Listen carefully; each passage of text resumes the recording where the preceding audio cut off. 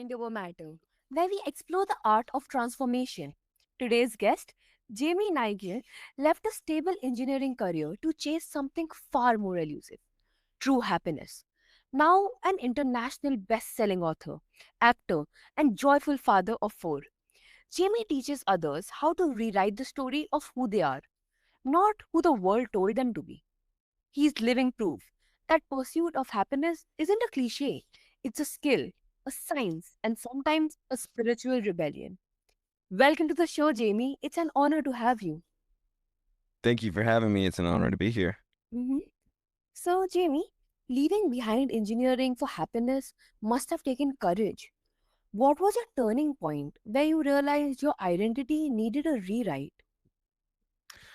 Yeah, I think,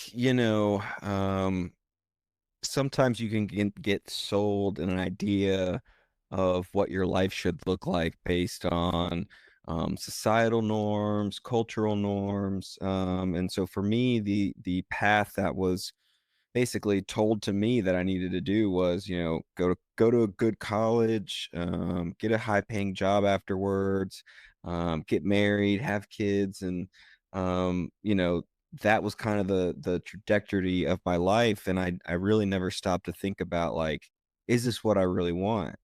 And so, and in the midst of working as an engineer, I realized, like, how miserable I was. It was something that was probably slow and gradual and just kind of kept up on me. And after a few years of it, I was, extremely overweight. I was,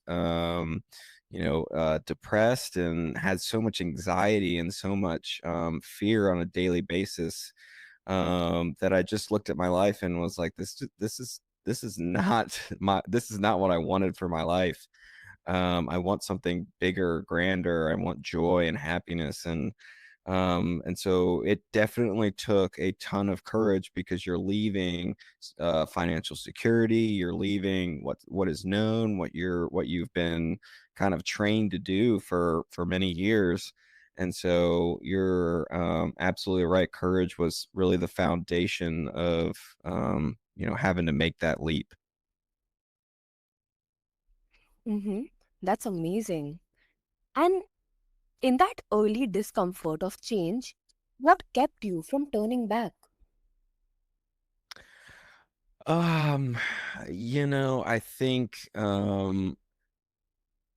it was really difficult, to be honest, for the first few months. I think I hated what I was doing so much that the discomfort of what I was going through um wasn't as bad as the idea of having to go back. And so I think, just even though I was extremely lonely, depressed, still had anxiety, and still had a lot of negative emotions going around, I think I had freedom. And I think that freedom to kind of do what I wanted on a daily basis, whatever that was, I think that was just a lot more, a sense of relief that I didn't have, instead of having to go to work at a certain time, being told what to do. I think it was the freedom of it that just kind of felt liberating, even though it was scary and there was lots of negative emotions going on, and it was definitely challenging for a while. But I just think the freedom felt liberating. Mm-hmm. And that moment where you listen to your inner voice instead of external noise, that's where transformation begins. Yeah, I mean, we've been told who we are, what we're supposed to be, what we should believe, like, a lot of our beliefs about ourselves are really not ours. They've been given to us from other people. Because at the end of the day, if you wanted it, like, if you had a choice to believe you were attractive or not, what would you choose? I mean, or intelligent, or that you're enough. Like, these ideas, I don't think anyone has really stopped to question, um, like, is this what I want to believe about myself? And most of the time, people have tricked us into believing that we're not attractive or that we're not intelligent or that we're not enough. And we've bought into it and we haven't ever questioned it. And so I think when you listen to that inner voice, and which is it's talking to us all the time and as loud as we're willing to listen. And that was Gandhi who said that. Um, you know, when we're able to turn down the volume of the outside world and turn up that inner voice volume, we'll start to realize that we've been tricked into a lot of the negative beliefs that we have about ourselves. And I really do believe this. When you understand psychology and you really understand it on a level of how much it can change your life, you'll start to recognize that every belief you have is a choice. And you have the choice to believe very positive things about yourself. You have the choice to believe that you're attractive. You have the choice to believe that you're intelligent, and you have the choice to believe that you're enough. And so those three areas, those three things, when you have if you know how to change those beliefs about you, you start to become those things. The mind is so powerful. It's one of the most powerful tools that you have within your life. In fact, it is the most powerful tool that you have. And so you become what you think about and you become what you believe. So if you have negative insecurities or beliefs about you, again, that were given to you by other people, when you have those things, you become those things. Your mind starts to create those things for you. And so when I realized this, I changed my entire personality and what I believed myself. I started to believe that I was attractive. I started to believe that I was intelligent, and I started to believe that I was enough. And by doing that, I became attractive. I became intelligent. I became enough. I had lost 90 pounds. I grew a beard, and I started to walk and talk like someone who was attractive. And that started to attract people and things and beautiful things in my life. And I started to believe that I was intelligent. And that caused me to want to learn. And I read so many books. I mean, so many books along this journey. I've spent $50,000. I went $50,000 in debt during this time just to do courses and learn things. And it was the biggest investment that I've made in myself, and it was the best investment that I made in myself because I learned so much about joy and happiness and psychology that I was able to transform myself. And then when you realize that you're enough, what ends up happening is you stop searching for the approval of other people and you start searching for the approval of yourself. And so by doing that, you no longer need the external validation from anyone around you, and you have that internal validation from within yourself. So changing your volume from the exterior world to your internal voice, you hit the nail on the head of the coffin, because your internal voice is going to guide you to a place of joy and happiness. But before you can get there, you have to go through fear and anxiety, because it's different from what you're used to. And your brain and your subconscious wants to protect you from negative emotions. And if it's not certain of where that path is going, it's going to create this fear and this anxiety. And so having that courage, and courage is not just being brave and just taking on the dragon without any fear. Courage is facing the fear, or courage is acting in the face of fear. And so, I think what you said with that one statement is so powerful. Mm-hmm. 100%. And psychology plays a big role in your teaching. How does understanding how our minds work help us rebuild our lives? Yeah, I mean, psychology is without question the most underrated subject taught ever. I think it's like I took one class in college and didn't do anything through grade school at all. And so psychology, without question, is the key to financial wealth, happiness, joy, everything you want in your life is basically is going to be the result of studying psychology. Um, and the reason for that is because you have two minds working in tandem in one. You have your conscious mind and you have your subconscious mind. Your conscious mind is your ability to choose and think and rationalize and have thoughts and make decisions and things like that. Your subconscious mind is like kind of like a background. It's in the background, and it's it's beating your heart. It's breathing through your lungs. It's doing all these things in the background that you don't know about. But what it also does is it holds every single emotion you've ever had for your entire life, every negative, every positive, pretty much everything you've gone through your entire life, it has absorbed and has that information within you. And so people, I mean, really are like a piano key. If I press a certain button on a piano key, I'm going to get an emotional response from you because it's programmed into your subconscious mind. And by programmed, it just means when you were 5, something bad happened to you. Someone made fun of you on the playground or whatever, and it created a negative emotion, and you feel bad. And a couple weeks later, you completely forgot about it because you're 5, and now you're, in your 20s, 30s, 40s, 50s, whatever age you are, and you don't even remember that event at all because it happened when you were 5, but your subconscious mind doesn't. It has that emotion still within it, and whenever something similar happens, let's just say you were bullied for being ugly, for example, when you were 5, right? Now you something happens, and to that someone says something or does something that triggers that response, that now you feel ugly, now you're a wave of insecurity and all these negative emotions happen.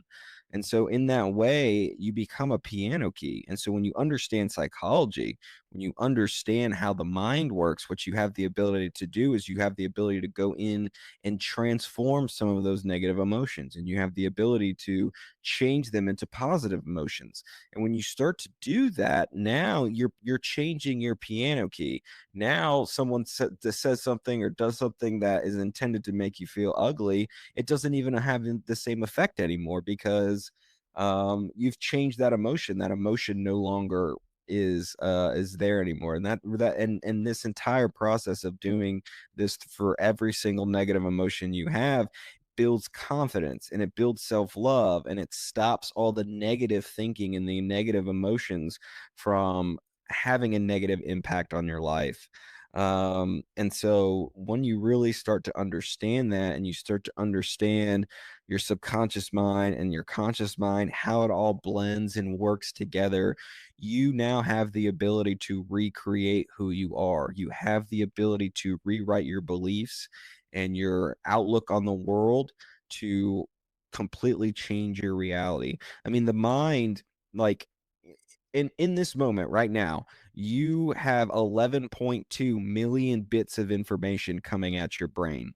Like you have it on the walls. I mean, you think about all the colors, the corners of everything. Like all of that is information being absorbed by your subconscious, but your conscious mind is filtering all of that and just focusing on little bits of piece of information that it can handle, because 11.2 million bits of information per second, if you were to actually focus on that, it would make your head explode.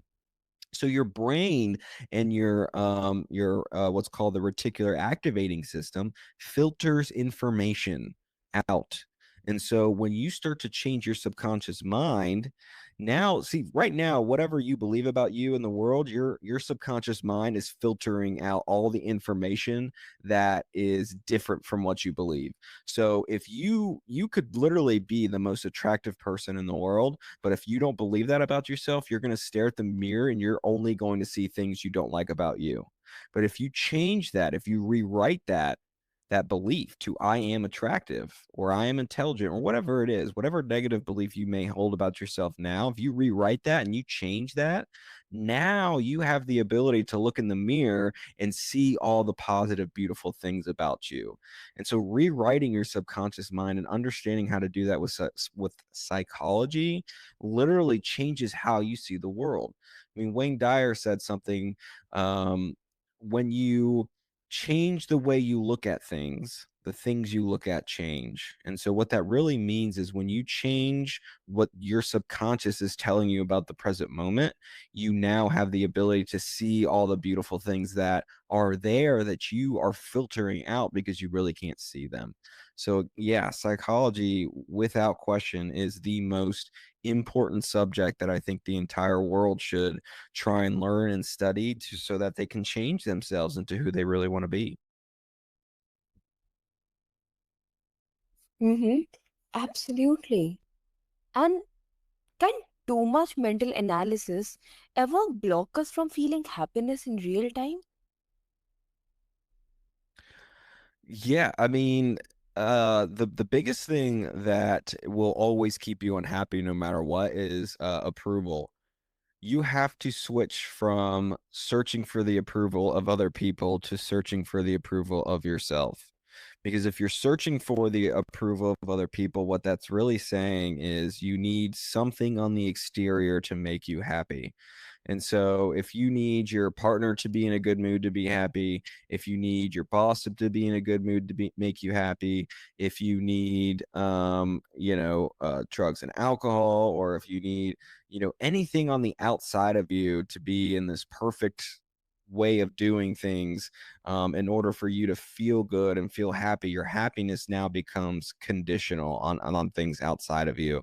And so when you stop looking for that approval from other people and you can literally find that approval within yourself, you can stand in the face of people making fun of you or not being in a good mood, or maybe you're not doing what you love, but you love yourself, so you have this joy and this happiness that's internal and it's not based on what's going on the outside. So switching that approval from what can I get on the outside to make me feel validated and approved to what can I do today and in this moment to approve of myself, to make myself feel good, to have validation from within. Mm-hmm. And it's fascinating how self awareness can be both a mirror and a trap if you're not careful. Yeah, I mean, with self-awareness, I think is one of the most important things that you can uncover about yourself, and that's really what psychology I think is. So it becomes scary and hard because, like I said, we have all these negative emotions and all these negative things that have happened to us or that we did or that we've just completely forgot about. And in this concept of psychology, it's called what's called the shadow. And so it's the shadow version of you that you have repressed or are unaware of, or anything like that. And is the process of becoming aware of that becomes scary and it becomes negative. And but through that process, you heal. On the other side of that is the joy and the love that you're seeking, because at the end of the day, that shadow, when you're not aware of it, and this is where the trap becomes, when you're not aware of all the negative emotions and things that have happened to you, they are running in the background and they are dictating your life and they are triggering you in ways that you're not aware of. So, for example, like if you had someone in the past abuse you in this way, someone else can come into your life um, you know, who is positive and intentionally trying to love you in these positive and great ways. But the person who abused you did kind of similar things, but in a negative, destructive, hurtful way. So now your subconscious and your shadow is telling you that this positive, loving person is bad and that they're doing negative things because this your subconscious is saying, hold on, these are the patterns that happened last time. Then what happened last time is I got hurt. I got, maybe it was physical, maybe it was mental, emotional. I got hurt. So I need to reject this person. And so what that's doing is it's keeping love out of your life from other people. And so you have to become aware of that, because otherwise, if you start to attack that other person, they're going to want to stop doing these things or just not be around you altogether. And so when you do that, you drive people out of your life in some form or another. And so you really have to get real with the idea that people are not responsible for your emotions and they are not responsible for your triggers. And if you treat them that way, then they're going to want to leave or get away from you. And so you have to come to grips with, like, you are, and you alone are responsible for healing yourself. You are responsible for your emotions, and you are responsible for healing those emotions and healing those triggers, so that way the people who are positive and love and want to bring joy and happiness to your life can actually enter through. Mm-hmm. That makes so much sense. And you talk a lot about self love in your journey. What does that look like beyond buzzwords and Instagram quotes? Yeah, I mean, you look on the buzzwords and the Instagram and all those trends, like for them it's like self-care. It's like, getting massages and all that stuff. And again, that's all external things, right? Like that's on the outside. Self-love is internal.